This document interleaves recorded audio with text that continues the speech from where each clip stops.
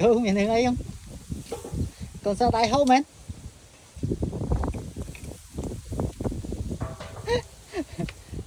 Một thế cô công mày che giấy kia bán tao mày khăn con sao tay hấu mến?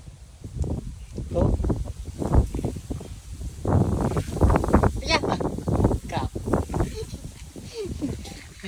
thì từng ngầu thì cá trắng á Quả lấy không?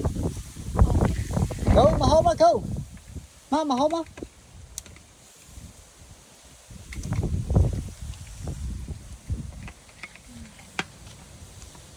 cô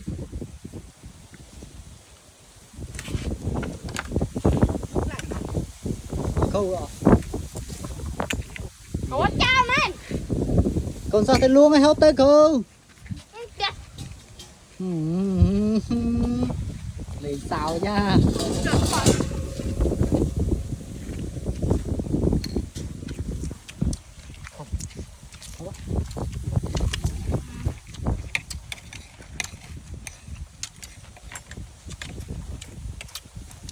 mấy băng củ khăn mà nhìn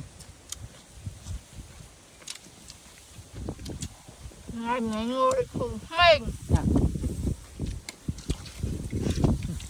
bò lên nè củ khăn mấy khăn đây đó củ bên mấy hố với này trong ngày củ này tinh mà hố bị Wow, không riêng, không đâu. Không khoa chứ. Chết bạn cô rồi. nhớ mình Chết bạn rồi. Tôi cùng phương anh cùng mình. Dù là đua mà hơi tôi tuyệt luôn. dạ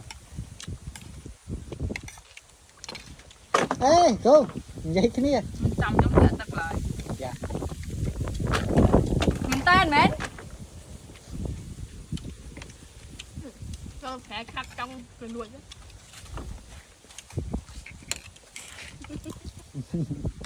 ủa kia nhon nhon kia ra chưa ý sao ý là của mấy chồng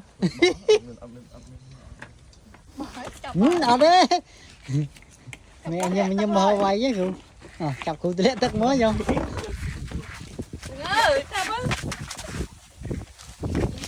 dạ cụ quay là